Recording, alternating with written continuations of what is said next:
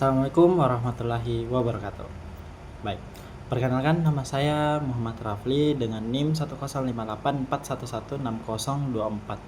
Nah, pada kesempatan kali ini saya akan merangkum materi perkuliahan rekayasa komputasional dari program studi informatika. Rekayasa komputasional merupakan pendekatan yang memanfaatkan komputer, pemodelan matematika, simulasi numerik, dan algoritma untuk menyelesaikan berbagai permasalahan teknik maupun ilmiah yang uh, kompleks. Jadi bidang ini tidak hanya tentang membuat program, tetapi juga bagaimana pemodelan dan menyelesaikan masalah nyata secara efektif. Pada pertama kita akan membahas metode heuristik dan algoritma greedy. Nah, algoritma greedy bekerja dengan memilih pilihan terbaik pada setiap langkah dengan harapan bagaimana menghasilkan solusi optimal, yaitu bagaimana memaksimalkan keuntungan dengan kapasitas barang yang terbatas. Dalam kasus ini terdapat beberapa strategi yang dapat digunakan. Hasilnya, strategi dengan memilih barang berdasarkan rasio keuntungan terhadap berat menjadi strategi yang paling efektif dengan nilai keuntungan mencapai 40,8 ya. Selain itu, kita juga mempelajari activity selection problem. Tujuannya adalah memilih sebanyak mungkin kegiatan tanpa adanya jadwal yang bertabrakan. Strategi terbaik yang digunakan adalah memilih kegiatan yang memilih waktu selesai paling awal. Ya, kedua, pada materi kedua kita akan mempelajari algoritma graph. Ya, ada dua algoritma utama yang dibahas, yaitu Kruskal dan Dijkstra. Ya, algoritma Kruskal digunakan untuk mencapai minimal spanning tree, yaitu pohon peretang dengan total bobot minimum. Caranya adalah memilih sisi atau busur dengan bobot terkecil secara bertahap, tetapi menghindari terbentuknya siklus. Pada contoh yang dipelajari diperoleh total bobot minimum 17. Selanjutnya adalah algoritma Dijkstra. Algoritma ini digunakan untuk mencari jalur terpendek dari satu titik awal menuju titik-titik lainnya pada graf dengan bobot positif. Dengan melakukan proses penentuan jarak secara bertahap, kita dapat menentukan rute yang paling efisien. Ketiga, kita akan mempelajari Physical Sword Optimization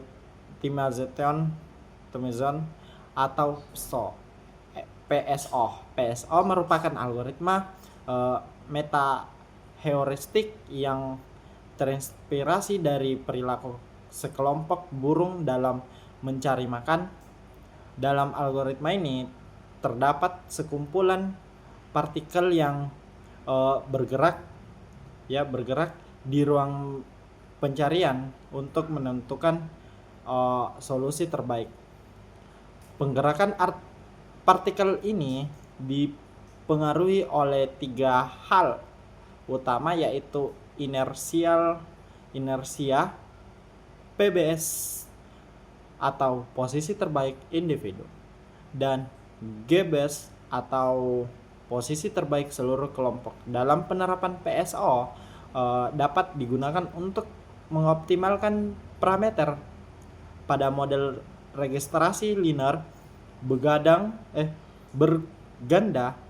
Salah satunya untuk memprediksi harga rumah. Setiap interaksi akan memperbarui posisi partikel untuk mendapatkan nilai error atau RMSE yang semakin kecil Pada eh, materi keempat yaitu kita akan membahas simulasi Monte Carlo dan teori antarian. Nah, simulasi Monte Carlo digunakan untuk memodelkan proses yang memiliki unsur ketidakpastian atau bersifat acak. Salah satunya yaitu penerapannya adalah pada sistem pelayanan atau teori antrian. Dalam pembahasan ini kita membandingkan sistem 1 loket atau MM1 dengan sistem 2 loket atau MM2. Pada sistem 1 loket antrian menjadi lebih padat dengan tingkat utilisasi mencapai 80% dan waktu tunggu nasabah sekitar 16 menit. Ya, sedangkan ketika ditambah satu loket menjadi sistem MM2, tingkat utilasinya itu server turun menjadi sekitar 40% dan waktu tunggu nasabah kurang secara signifikan menjadi sekitar 0,76 menit. Dari hasil tersebut dapat disimpulkan bahwa penambahan jumlah loket dapat meningkatkan efisiensi pelayanan dan mengurangi waktu tunggu dalam antrian. Sebagai kesimpulan, materi rekayasa komputasional memberikan pemahaman bahwa komputer bukan hanya digunakan untuk membuat program, tetapi juga dapat dimanfaatkan untuk menyelesaikan sebagai masalah nyata, mulai algoritma greedy, algoritma graph, PSO, serta simulasi Monte Carlo. Kita dapat memahami bagaimana suatu masalah dapat dimodelkan, dianalisasi, dan menyelesaikan dengan pendekatan komputasional. Sebagai mahasiswa informatika, kita dituntut untuk terus belajar dan mengembangkan kemampuan dalam menggunakan teknologi secara efektif, inovasi, dan bertanggung jawab. Demikian rangkuman materi rekayasa komputasional dari saya. Semoga rangkuman ini dapat memberikan gambaran mengenai materi yang telah dipelajari. Sekian, terima kasih. Wassalamualaikum warahmatullahi wabarakatuh.